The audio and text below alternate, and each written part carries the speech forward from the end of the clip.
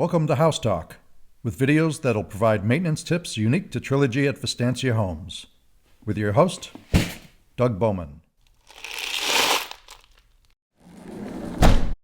Hello and welcome. Today's topic is the second video about your internet. This video is about your Wi-Fi network. And if you're watching this second video, I'm going to make the assumption that you're still not happy with your internet or you think it could be better. In the first video about wired networks, we discussed how to determine what bandwidth you need, how much bandwidth you're paying for, and how to test for it by performing bandwidth speed tests.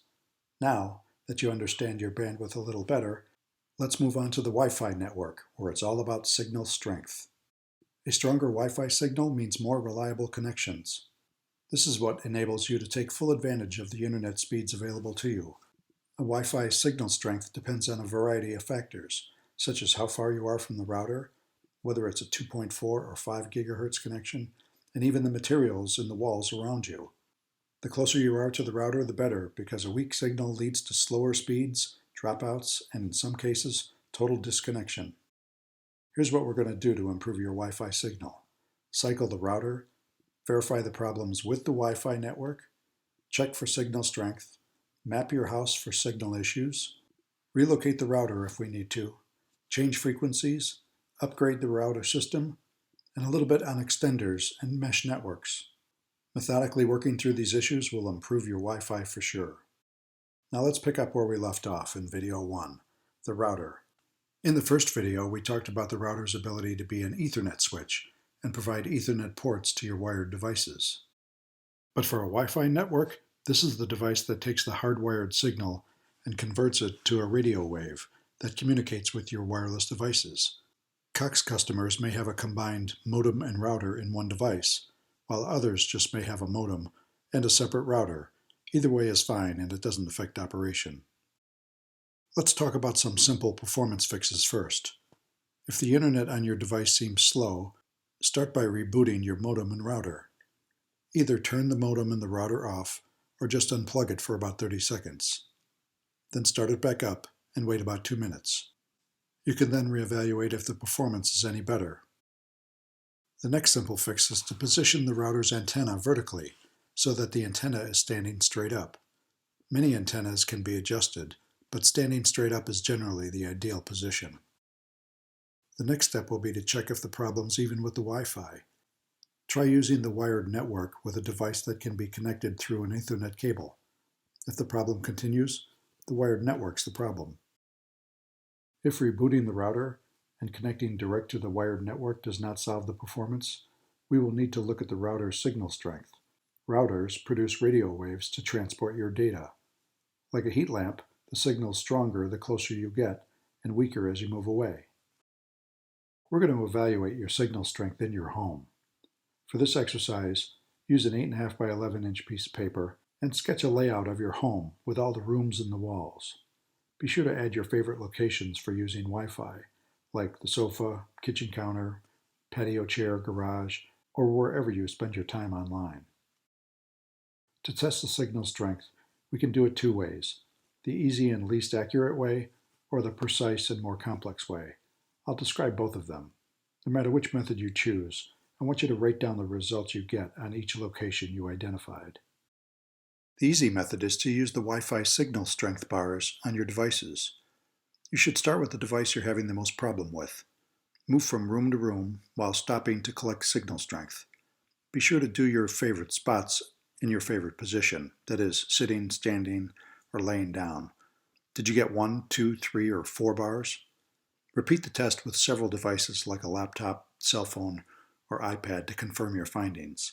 If they all show 4 bars in all locations, that's probably an accurate assumption. If they differ or show weak signals, you may want to repeat the test using the following more accurate method. We're going to download and use a free Wi-Fi Explorer application. It's perfectly safe and you can delete it after the problem is solved. You'll have to use a laptop device for this application. To measure the Wi-Fi signal strength on your phone or tablet, you can use the Airport Utility app for iPhones and iPads, or a Wi-Fi analyzer for Android.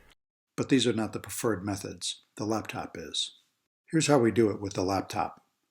Download the free app. The app is called Wi-Fi Explorer Lite, Go to the app page, search on Wi-Fi Explorer, search for the free Wi-Fi Explorer Lite app,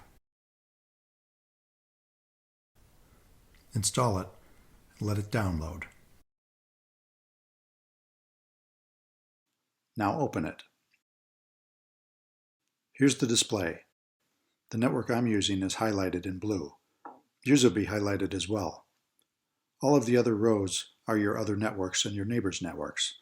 There's a lot of good stuff here, and we may need to revisit some of it later. I've removed the Wi-Fi network names for mine and my neighbor's security, but when you run yours, your networks will be there. For now, I want you to focus on the row called Signal. These signal values represent how good or bad your signal strength is from where you are right now. As you move closer to the router, the signal gets better, and as you move away or get interfered by some obstacles, the signal gets worse. The signal value is a little confusing because it's a measure of decibels lost, so the farther you move away from the router, the bigger the decibel number gets. Minus 30 or less is a perfect signal. It's like you're sitting on top of the router. Minus 30 to 50 is excellent. Minus 50 to 60 is a good reliable signal. Minus 60 to 67 is the minimum signal you need for voice and non-HD video movies. Minus 67 to 70 will get you some light browsing and email only, whereas minus 70 to minus 80, your signal starts to get unstable, and minus 80 to minus 90 or worse, it's likely that you don't have any connection at all. Now, using the Wi-Fi Explorer, I want you to repeat the house tour again and document your results. Let the Wi-Fi Explorer refresh the signal every time you move to a new location.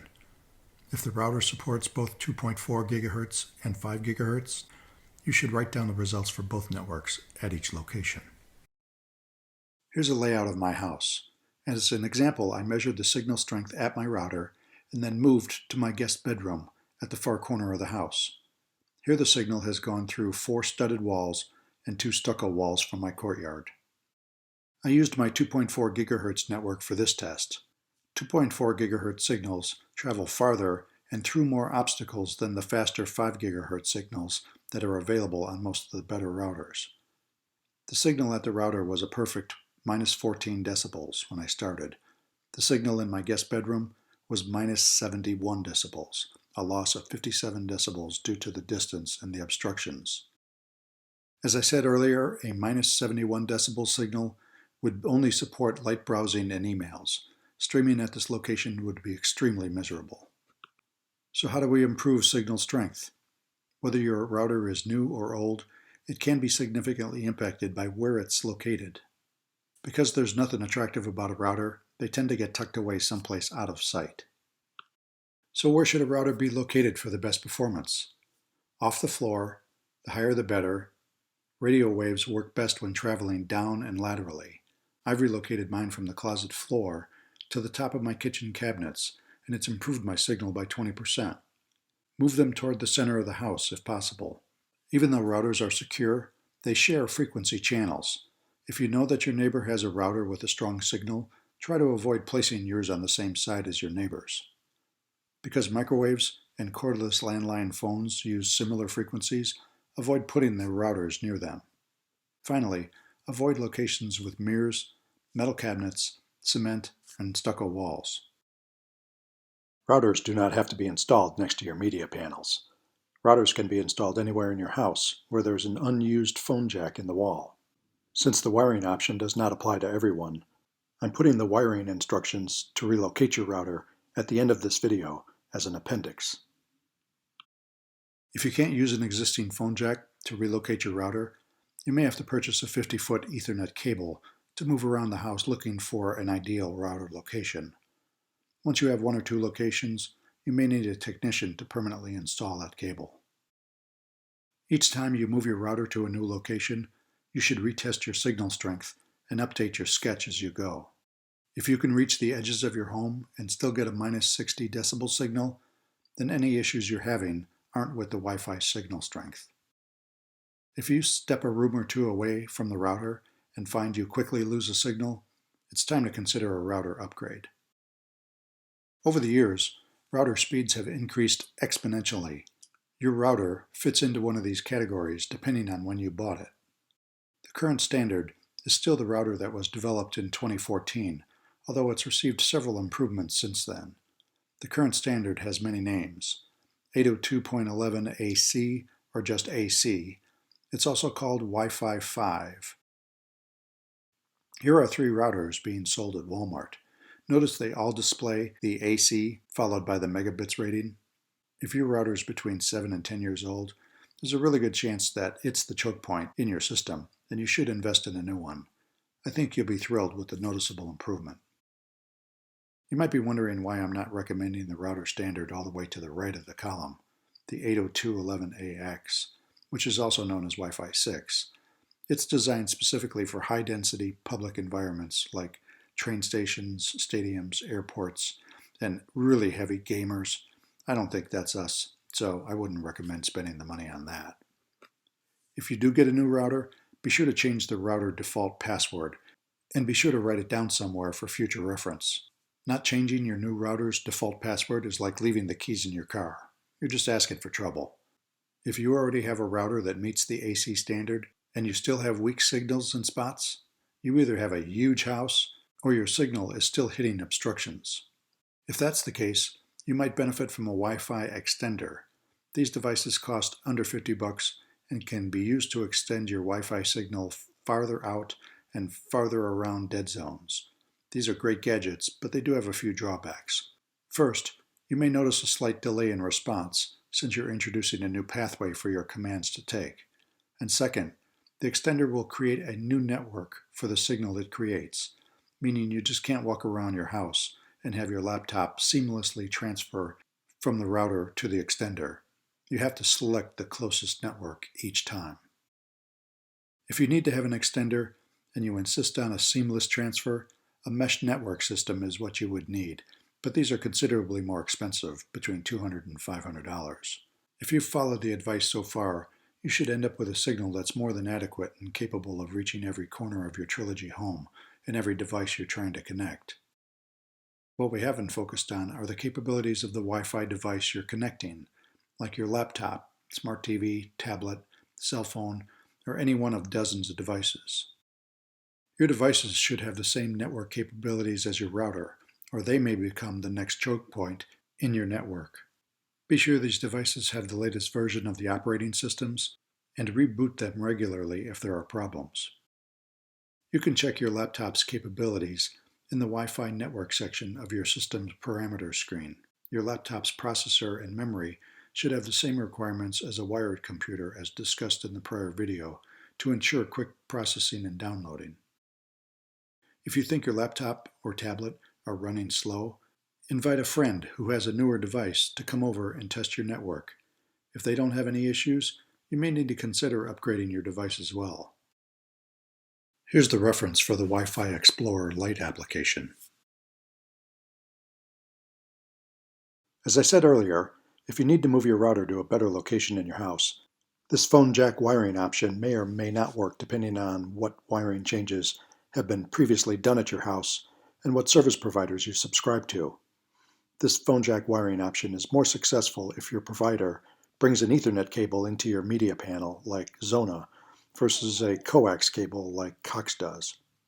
This sounds complicated, but it really isn't. Here's how to do it. Find the unused phone jack of your choice. Open your media panel. Find the telecom module. Now you should take a photo of the wiring before you make any changes. Locate the telephone cables. Notice the room locations written on the cables. Locate the data in and out cables in the center of the network plugs. The port may also say in. Use this wiring diagram. Find the phone jack for the room you want to utilize. I'm using my kitchen jack for this example. Find the data out cable.